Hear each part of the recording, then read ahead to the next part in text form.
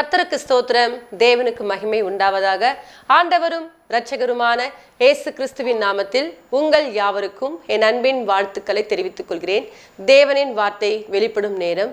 தேவ செய்தியின் தலைப்பு ஜீவனை தெரிந்து கொள்ளுங்கள். என் அன்பு சகோதரனே சகோதரியே, இதனால கூட பாருங்க, ஜீவனை தெரிந்து கொள்ள வேண்டுமா? வேதாகமத்திலிருந்து ஒரு வசனத்தை நாம் எடுத்து வாசிக்கலாம். உபாகமம் புஸ்தகம் 30ஆம் அதிகாரம் 19ஆம் வசனம் 20ஆம் வசனத்தை நாம் வாசிக்கும் பொழுது, நான் ஜீவனையும் மரணத்தையும் ஆசீர்வாதத்தையும் சாபத்தையும் உனக்கு முன் வைத்தேன் என்று உங்கள் மேல் வானத்தையும் பூமியையும் இன்று சாட்சி வைக்கிறேன். ஆகையால் நீயும் உன் சந்ததியும் பிழைக்கும்படிக்கு நீ ஜீவனை தெரிந்து கொண்டு. ஹல்லேலூயா.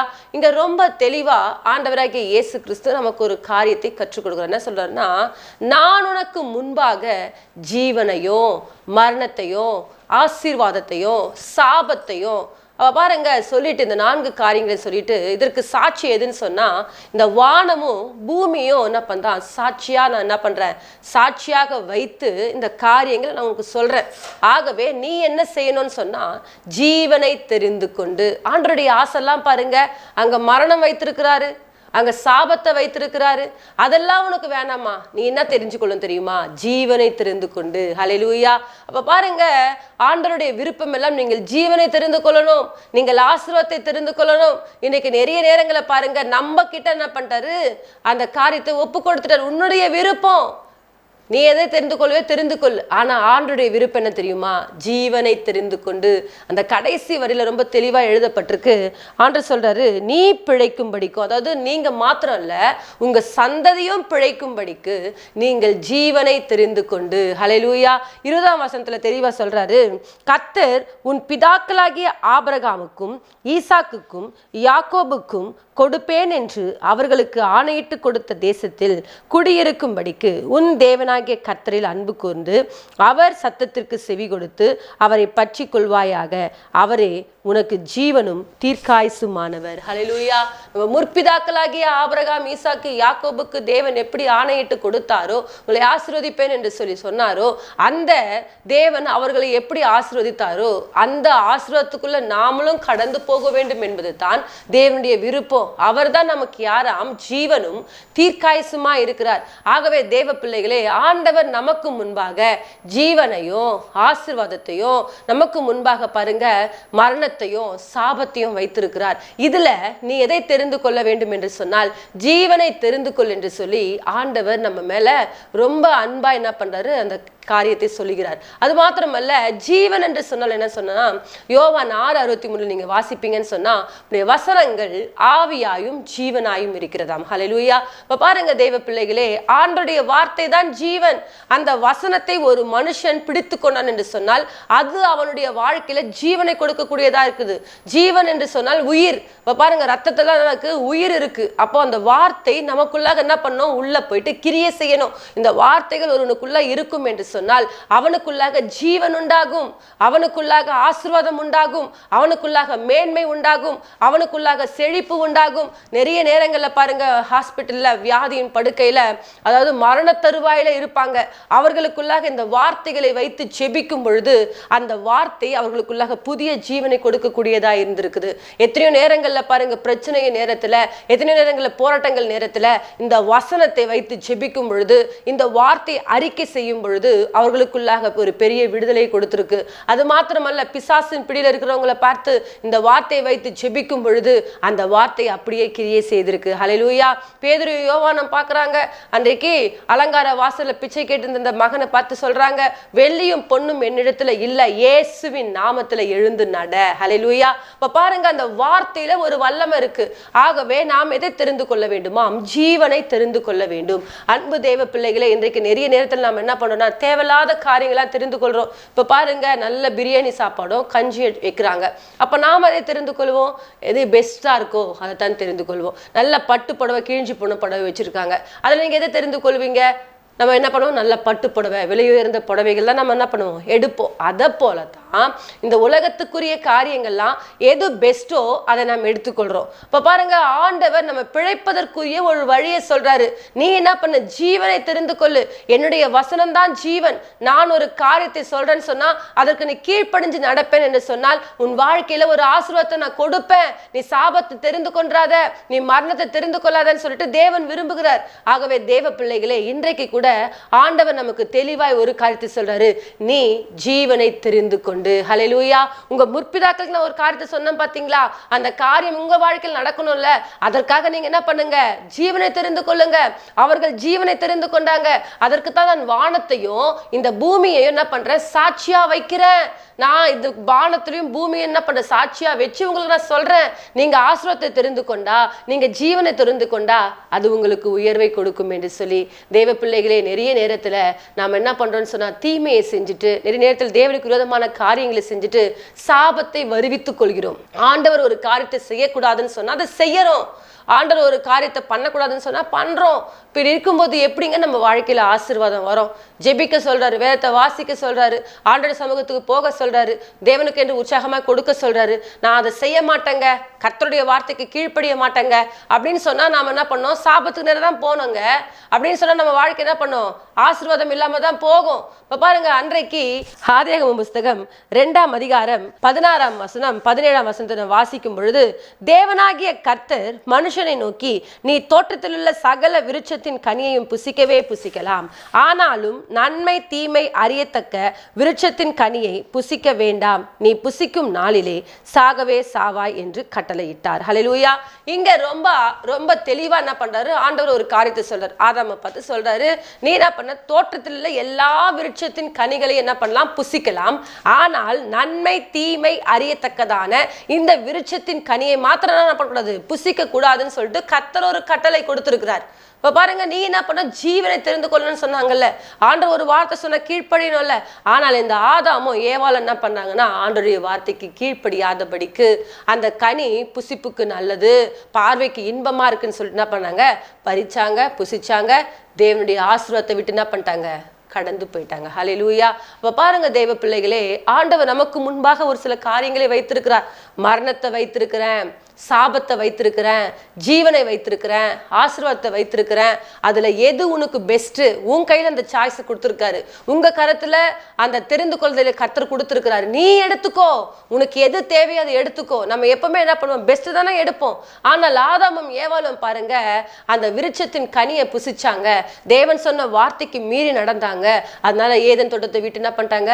வெளியே அனுப்பிட்டாரு. அப்ப பாருங்க, இது வரைக்கும் அதுக்குள்ள என்ன பண்ண முடியல? போக முடியல. அந்த ஆசீர்வாதத்தை அவங்களால பெற்றுக்கொள்ள முடியல.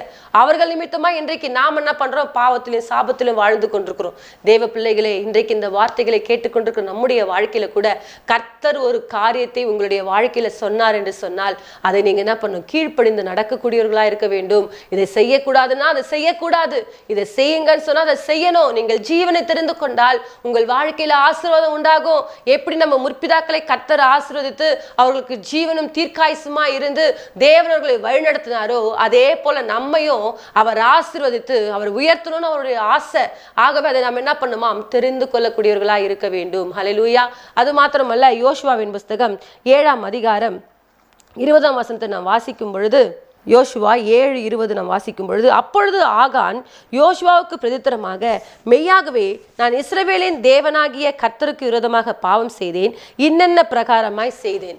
இங்க ஆண்டவர் சொல்றாரு, எரிகோ பட்டணத்தை நீங்க பிடிச்சுக்கிட்டீங்கன்னா அந்த இடத்துல இருக்கிற சாபத்திலான காரியங்களை ஒண்ணு கூட என்ன பண்ணக்கூடாது? எடுக்கக்கூடாதுன்னு சொல்றாங்க.